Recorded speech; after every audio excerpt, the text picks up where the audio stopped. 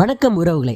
தமிழக அரசியல்ல மக்களால் நான் மக்களுக்காகவே நான்ட்டு வாழ்ந்த ஜெயலலிதா அம்மா அவர்களும் அவருக்கு பின்னாடி எடப்பாடி பழனிசாமி அவர்களும் செஞ்ச மிக முக்கியமான பாசிட்டிவ் சாதனைகள் என்னென்னு இந்த வீடியோல பார்ப்போம்.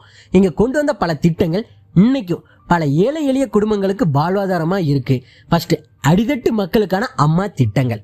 அதிமுகவோட மிகப்பெரிய பலமே மக்களோட அடிப்படை தேவையை பூர்த்தி செஞ்சதுதான். அம்மா உணவகம், பசிலா தமிழகத்தை உருவாக்க கொண்டு வரப்பட்ட இந்த திட்டம் இந்தியாவே வியந்து பார்க்க ஒரு புரட்சி. குறைந்த விலையில தரமான உணவு கொடுத்து இன்னைக்கும் கூலி தொழிலாளரோட வயிற்றை நிறைக்கும். அம்மா மருந்தகம் அண்ட் குடிநீர், தரமான மருந்துகளை குறைந்த விலையிலையும் சுத்தமான குடிநீரை மலிவான விலையிலும் கொடுத்த சாமானிய மக்களோட பாக்கெட் சுமை இல்லாம பாத்துக்கிச்சு.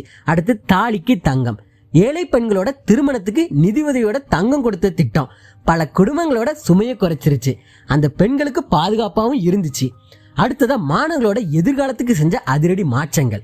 இதுதான் எடப்பாடி பழனிசாமி அவரோட ஆட்சியில செஞ்ச மாஸ்டர் ஸ்ட்ரைக்.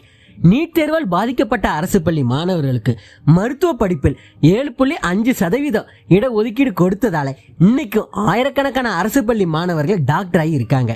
இலவச லேப்டாப் திட்டம், அரசு பள்ளி மாணவர்களுக்கு லேப்டாப் கொடுத்ததுல முதல் மாநிலம் தமிழ்நாடு தான். இது டிஜிட்டல் உலகத்துல ஏழை மாணவர்களும் பின்தங்கிடக்கூடாதுங்கிற அவளோட தொலைநோக்கு பார்வையை காட்டுது. கல்வி உபகரணங்கள், பேக் முதல் சைக்கிள் வர எல்லாமே இலவசமா கொடுத்து மாணவர்கள் சேர்க்கையை அதிகமாக்குனாங்க. அடுத்து விவசாயிகளுக்காகவும் ஊர் வளர்ச்சிக்காகவும் செஞ்ச பணிகள்.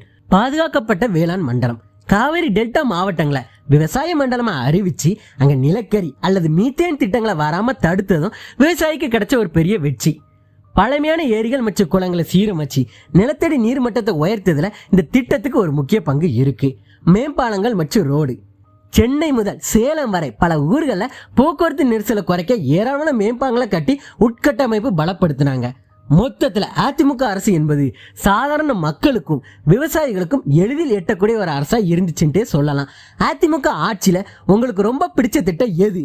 உங்க ஊர்ல இவங்க செஞ்ச இந்த வேலை உங்களுக்கு பயனுள்ளதா இருந்ததுன்ட்டு கமெண்ட்ல சொல்லுங்க.